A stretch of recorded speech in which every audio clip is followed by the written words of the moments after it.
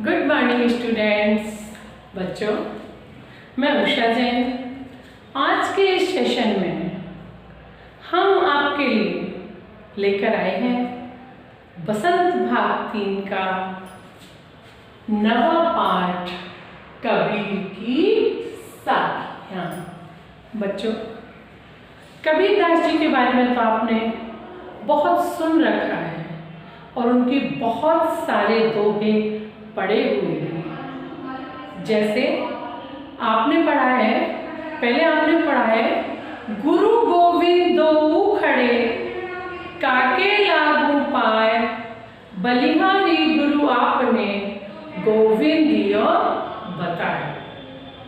क्या कहते हैं बच्चों कबीर दास जी कि गुरु गोविंद दो खड़े काके लागू पाए, बलिहारी गुरु आपने गोविंद दियो बताए। कबीर दास जी ने क्या कहा कि पहले गुरु के नमन करो, चरण स्पर्श करो, गुरु के पैर लगो। क्यों? क्योंकि गुरु ही है जिन्होंने हमें गोविंद तक यानी भगवान तक जाने का रास्ता बताया है। तो बच्चों, आज हम उन्हीं कबीर दास जी के बारे में बात करते हैं। देखिए, जो कबीर दास जी थे वो ज्ञान मार्ग की शाखा के एक बहुत बड़े कवि थे। देखिए, इनका जो जन्म था, कबीर दास जी का जन्म 1398 ईस्वी में एक विधवा ब्राह्मणी से हुआ था। और वो जो विधवा ब्राह्मणी थी उसने लोक लाज के भय से इनको लहर तारा नाम के तालाब में डाल दिया था। अब क्या होता है बच्चों, एक निसंतान जुलाहा दंपति थे। वो जुलाहा था, नीरू नाम का एक जुलाहा। उनके कोई बच्चे नहीं थे। वो उन्होंने इनको देख लिया और वो उनको उठा लाया और इनका लालन पालन उस जुलाहा दंपति ने किया। और ये कबीर दास जी थे, वो कौन थे? एक बहुत बड़े संत थे। देखो, इनका जन्म 1398 ईस्वी में हुआ था। इनकी जो प्रमुख रचनाएं हैं, जो इनकी प्रमुख कृतियां हैं, वो है साखी, सबद, रमेन। ये एक निर्गुण संत थे।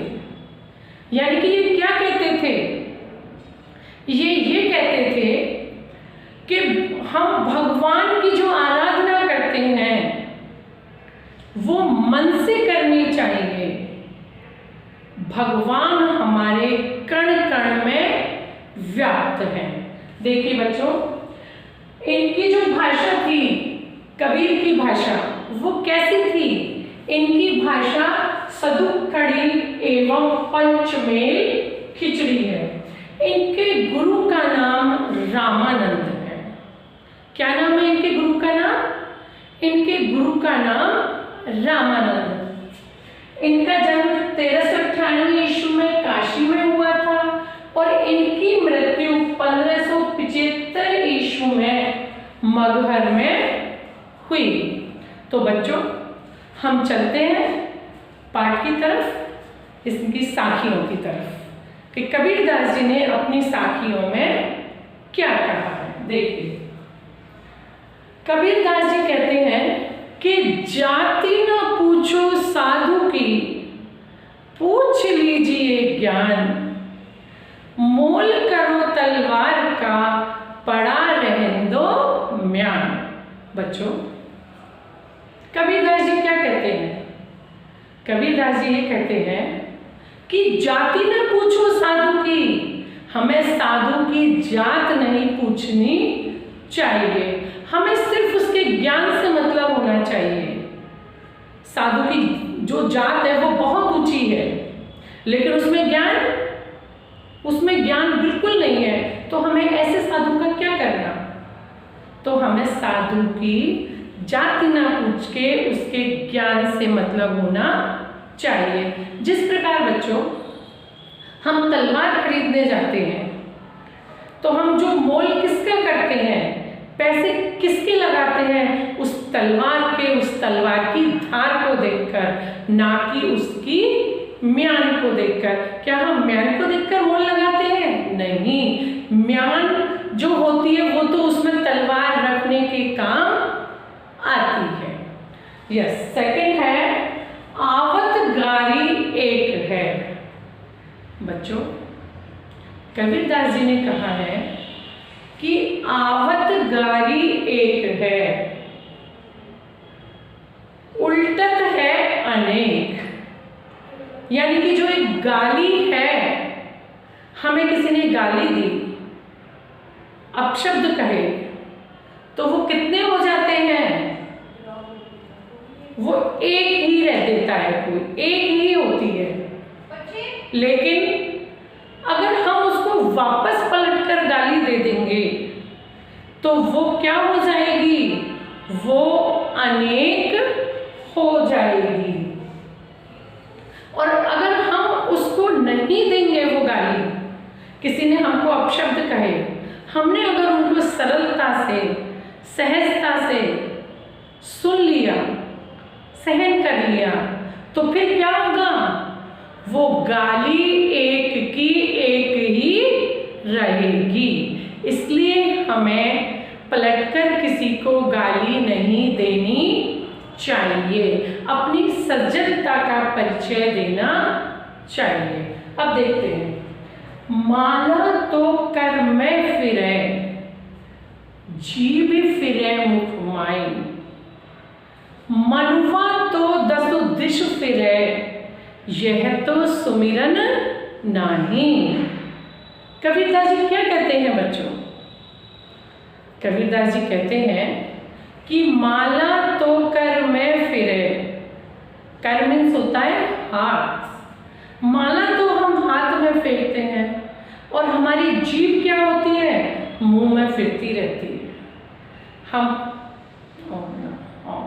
इस तरीके से करते हैं तो हमारी जीभ मुंह में फिरती रहती है और माला हाथ में फिरती है। लेकिन ये जो हमारा मन है, ये हमारा मन बहुत चंचल है, ये दसों दिशाओं में घूमता फिरता है।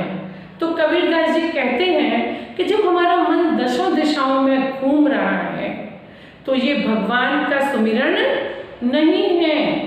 हमें एकाग्रचित्त होकर भगवान का भजन करना चाहिए। यानी कि अपने मन को, अपने दिमाग को भगवान की भक्ति में ही लगाना चाहिए। अब देखते हैं हम नेक्स्ट दोहा, कबीर घास न निंदिए। कबीरदास जी कहते हैं कि हमारे जो पैरों के नीचे जो घास होती है उसकी कभी भी निंदा मत कीजिए। क्यों? जो पांव तली हो उड़ी पड़े जब आंख में, खरी दुहेली हो। कबीरदास जी ने यहाँ घास की तुलना किससे की है? तुच्छ व्यक्ति से की है, यानी छोटे से छोटे इंसान से की है। कबीरदास जी कहते हैं कि हमें पैरों के नीचे आने वाले घास की कभी निंदा नहीं करनी चाहिए। क्यों?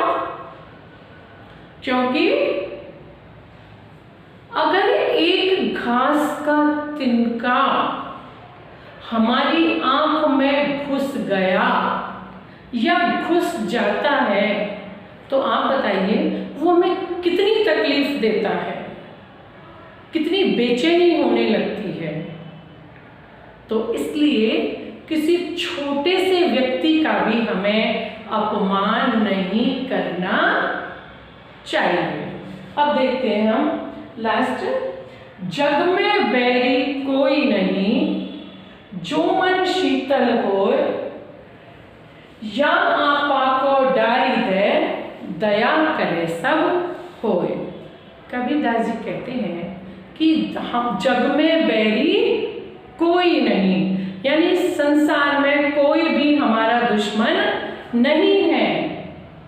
जो मन शीतल होए, अगर हमारा मन शीतल है, शांत है, हमारे अंदर अहंकार नहीं है, तो इस संसार में हमारा कोई भी दुश्मन नहीं है।